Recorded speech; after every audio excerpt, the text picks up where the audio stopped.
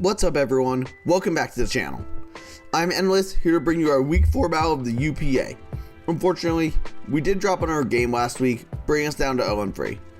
However, with there being 5 weeks left in the season, there's still a chance to turn things around. As always, I have a quick team builder for you guys, so if you want to skip that, check out the timestamp on the screen and in the description. Looking at the matchup, my opponent's team is insanely fast, with 6 Pokemon above base 100 and 2 above base 130. Trying to have the speed advantage here will be very difficult. It also don't switch into Zacian and Dragapult well at all. Overcoat is very annoying on top of that, as it checks almost all of my offense effectively. Despite all this, I still have some saving graces here. All 3 of Basculegion, Reshiram, and Quaquaval are very hard for Frito to switch into, meaning if I can petition correctly, they can do a ton of work. The access speed also forces a ton of prep, so regardless of the set, it will do solidly here. I don't love this matchup, but it's definitely winnable with some creative prep. On that note, let's get into those sets. As always, the first mon on the team is Basculegion. This week I'm rocking a pretty standard Life Orb set with Last Respects and 3 Water Moves. Basculegion's stabs go wild here, and once Overcoat is weakened, it can just win the endgame under the right conditions. One thing you're probably noticing is the EV spread. Just like week 1, I'm running minimum speed, but this time, instead of countering Trick Room, I'm abusing it myself. With how fast my opponent's team is, my offense feasts in Trick Room, and you'll see that trend continued throughout the team. Next up is another Life Orb Trick Room attacker, Reshiram. Frito has 0 switch-ins to either Reshiram stabs, so under Trick Room, Reshiram should easily claim 1 to 2 kills, opening up the team for Basculegion to win afterwards. This Reshiram is nothing fancy, but it should do lots of work nonetheless. After Reshiram, we can move on to the first Trick Room setter.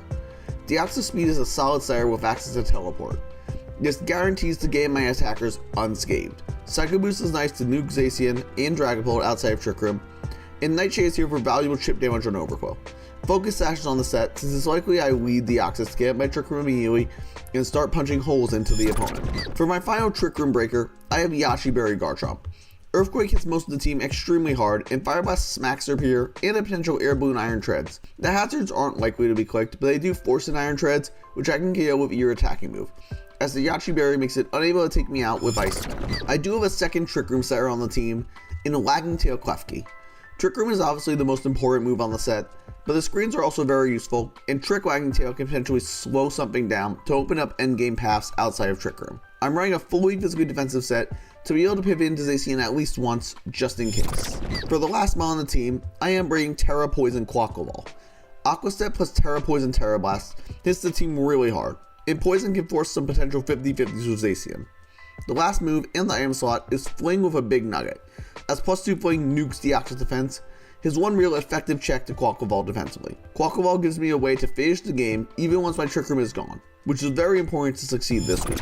With all those accounted for, that's the entire team for this week. I went all in on Trick Room here. If I'm going to win, that will have to be how. Hopefully I can pull out a win here and keep my season alive. This week's battle will be post-commentated using my opponent's footage, as my capture card decided to screw up. So a huge thank you to Frito for providing me his side. Now there's nothing else to say, let's get into the battle. What's up everyone, Endless here for our week 4 battle of the UPA. As you can see here, this is a post-com, and you don't see my team on the screen, so I do want to let y'all know that my capture card crapped out, but luckily Frito, my opponent, was super nice, and he gave me his footage so that I could post-com this, and so a huge shout out to him, and let's get right into this. First we'll see here is that the mons that are benched are Cinderace, Keldeo, and Deoxys defense, and obviously Eevee.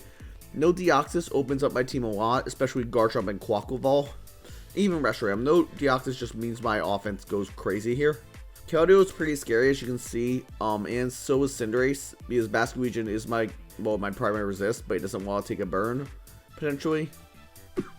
In terms of Terras, I was informed that his Serperior's Terra Water is Iron Treads' Terra Fairy, so seeing those, Terra Water Serp means I have to play some mind games. It continues to resist Aqua Jet, but I'm not that worried about it. And Terra Fairy Treads is actually kind of annoying. I don't have the best ways to break it down, but also I think I should probably be fine. As I say in the team board, the plan was probably to be Deoxys, but however, instead I did end up leading with Quaquaval here, which in hindsight was not the best decision, but I think I wanted to lead it in case for like something like Zacian, so I could Terra there, a few other things. As we can see, I am leading with Quackleval here. And he does lead Thunderous, so I do have the switch. I can't risk taking a damage or taking a Thunder Wave, so I am forced down turn 1. Oh right, I did Terra turn 1. I don't know why. I forgot I Terra turn 1. It's been again, I haven't played. It's been a few days since I played this battle, but I guess I did Terra turn 1. I guess I didn't want to take the electric move, but I don't know. It doesn't seem like a very good play in hindsight. Yeah, so I just get paralyzed for my troubles, which isn't great. Obviously, that's not great. And I do just fire for an Aqua Step, which should do a ton of damage to this thing. As we see, it does over 50, which is great. So my opponent does this quick U-turn. He does have speed because of the paralysis, even with the Aqua Step boost. Does a little bit of chip into me. I believe this revealed that he was like not much attack, if any at all. He does just go hard overclock to get out the Intimidate. Yep. So Quackleval here, Aqua Step. On that thing, does a tiny bit of chip, not a lot. So I am pretty much forced out here. I can't really stay on this. I could try and Swords Dance, I guess, but it's just not a great position to be in. Obviously means that his Overcloak is fully physically defensive, which makes sense into my team. Into like Basculegion and Quackleval. As we see, I do switch out the Quackleval here. And I bring in Garchomp. I mean, pretty obvious, it's fine. I think you have a Spike on me. And then I think I clicked Spikes here, but I might have clicked Earthquake. But also, because I'm Trick Room, he is faster with the Ice Beam into Yachi Berry. He'll actually go freeze me here. So, regardless of what I clicked, it didn't really matter. And he probably was surprised he was faster. Best because I'm also a min-speed Garchomp. So, there goes my Yachi Berry, which is unfortunate. I'm kind of forced to switch here because our Ice Beam will take me very well on health. Because it takes virtually nothing from us, and getting off a big nuke on something is great. Yeah, Rule Collar should be Reshiram. Yep, so I just gave my Reshiram for free, take a tiny bit of chip from Spikes and the Ice Beam, but not a ton. Yeah, it does like me, I lost like maybe 20% total between those, maybe like 25. So now he's got to figure out what the hell he switches into this, because he does not switch into this at all. I'm pretty sure I just clicked Blue Flare here, because like there's no switch-ins. I might have clicked Fusion Flare actually, it might be in range, but either way, like he did not switch into this at all. Yeah, he's really thinking, because obviously like he has to just pick a sack here. He does go into Superior, which, assuming I hit the fire move, this thing is very dead. There it goes, and this thing just drops. Let's just go Iron Treads here. Which doesn't make sense because you see my Life Orb, and if he's offensive, which we will learn he is, Earthquake just destroys me. And here I do see the booster energy speed, which is a bit worrying because I don't have a great way to revenge it afterwards. And now my Quackleval is in Terra into Poison, I can't take an Earthquake anymore. So it just fire off the Earthquake here. And I preserve my Reshiram, of course, because like it's so good on Breaker, there's no reason to sack it yet. And I just go hard into my Garchomp. Just pretty safe here, and I'm frozen anyway, so it's not like I'm doing much. We do see the Earthquake is good to a KO from this range. He has no reason not to click it. I believe I just clicked Earthquake here myself, but again, it doesn't matter, I'm frozen. So I'm going to let my Garchomp go down. Unfortunately, I got frozen, I couldn't get all that chip off on Overclow earlier, but it's not the end of the world. I'm trying to remember what I went to. I think I just went to, into Basculegion here. I just don't have a great switch in. So I have to go into this and just click a button. Taking the Spike Ship is obviously unfortunate, but not the end of the world. Oh, I actually double here. Never mind. I misremembered. I guess I doubled. Back into my Reshiram, expecting him to go out to Overclow. So unfortunately, I do take another Spike, and then I'm gonna have to take the Supercell here, which isn't gonna do that much, but it's annoying. But also, I'm going to be forced out again after because obviously I can't take an Earthquake. So this prediction of expecting him to go into Overclow was not great. Oh, I don't really agree with the Supercell Slam play because, like, I don't really agree with Supercell Slam play because if I'm on bulky a bulky Basculegion, which I was, it would not have done more than maybe 50 to 60, and then he would have just like potentially lost his Basculegion for nothing. But I will say Supercell Slam is super free now because my ground type died, so it's not the best. And here I just have to sack off my Quackleval. Don't really have much of an interplay. Fortunately, this treads is kind of putting me in a really awkward position.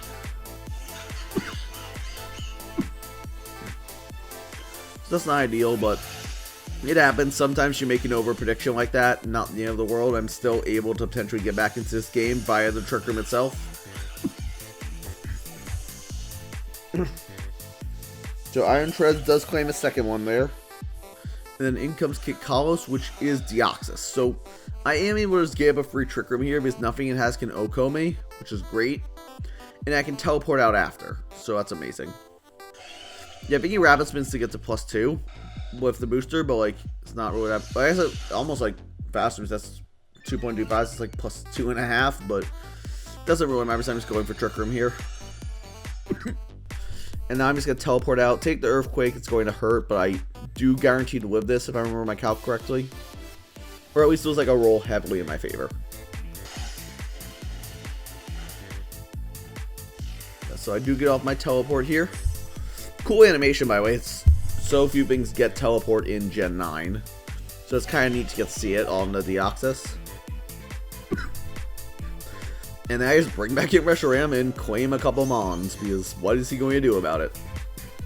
So I'm pretty sure it's Blue Flared here, because I had no reason not to. Like, Fusion Flare wouldn't kill him. Blue Flare was a guaranteed KO even on the Fizz Death. So that was by far my best play every time.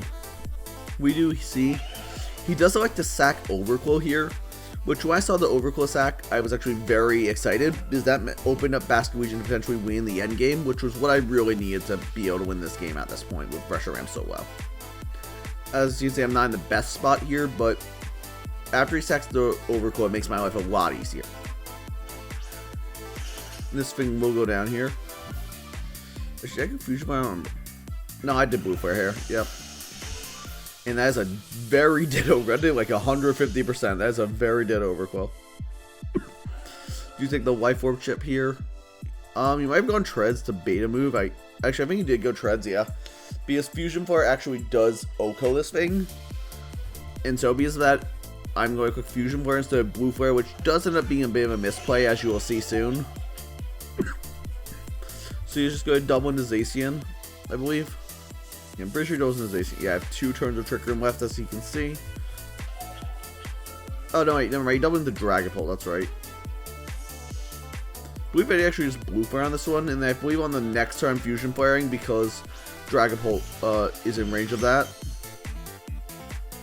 Nice Fusion Flare here, and then does a ton to this Dragapult. It does over half, and then he will just pivot out to Zacian on my last Trick Room turn. So I definitely should Blue Flare here because it would have just knocked out the Zacian, but as we're going to see, he's going to do a ton to it with Fusion Flare, so I'm not going to be in a terrible position. Yep, so in comes Zacian. I believe this Fusion Flare is like about 75-ish. So yeah, if I had gone for Blue Flare, it would have killed. But as we'll see, that might have actually been beneficial in the long run, but obviously Fusion Flare here is, not going to do enough damage, but that's okay. And a Reshiram will go down to Life Orb here in front of the Zacian. It does kind of based on these damages. It is making me kind of wish I could run Flame Plate over Fusion Flare, but it's not, again, it's not the end of the, Flame Plate over Life Orb, because that could potentially get Reshiram back in later to do work, but it's all good. We can still do fine on this. And this does bring in Klefki. Obviously, that's like my Zacian check here. And with Trick Room down, I can just click it again. He's going to click Close Combat, but that's going to relatively bounce off of me. Thank God he didn't click Substitute, by the way. If he clicked Substitute, he just won the game, probably. Actually, just, I don't think he has enough HP to click Substitute, actually. Yeah, because, he doesn't, yeah. You would need, it would do, like, I think it takes, like, 86 or 87 of his HP here, so he doesn't have enough. His Close Combat does about 50 to my Klefki. I get the Trick Room back up. And just for the free turn, I'm going to go hard into the Deoxys to die to Spikes to get in my Basket Region for free. Maybe just Wild Charges to cover the potential mid-ground to Legion, which is just a fair play, but I do just sack my Deoxys here. There's no reason not to. It's only fodder at this point because it dies to Spikes, so might as well. This does get me in my Basket Legion, and with Overclow down, nothing really wants to take a last respects here. But with only 3 Trick Room turns and him having 4 Pokemon, obviously I will need to somehow find a way to win this despite that, which is not ideal. Look at his team, realizing he doesn't really have a switch into this, so I can just finally Basque-Region finally do Basque-Region things and just click Last Respects. For the first time this season, Basque-Region's in a really strong position. Just get Wild Charge, what else is gonna do? But I just Last Respects here and take it down.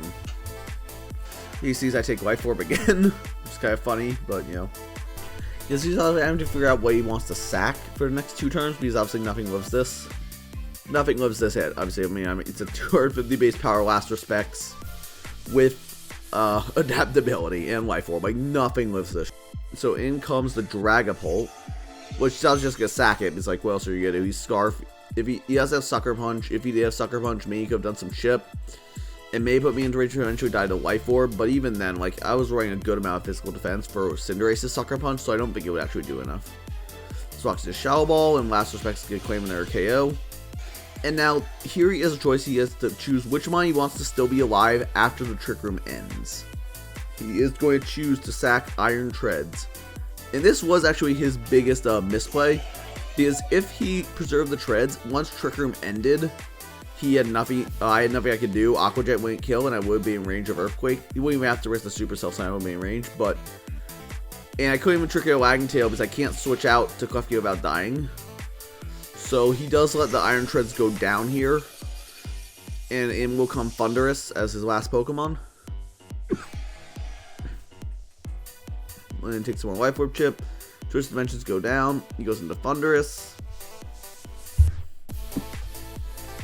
And then I can just click Aqua Jet, which Life Orb Aqua Jet adaptability always kills at this range. Even if he had some bulk, which I don't think he actually had any bulk. He might have had a little bit.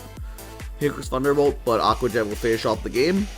And we will finally get our first win of the season. Only took till week 4. It's a 2-0 win for me, so my differential is still terrible. I think I'm 1-3 -8. But a win's a win, and we will take it. So that's it. Basque-Region did work finally, and I'm pretty happy with that. So thank you everyone for watching. Check out their coach in the description as always, and I'll be back next week to hopefully continue winning again. If I can win 3 of my last 4, I should have a shot at playoffs. I need to win pretty big because my differential is really bad. But hopefully, yeah, we can pull something off. Thank you everyone for watching, and have a great night.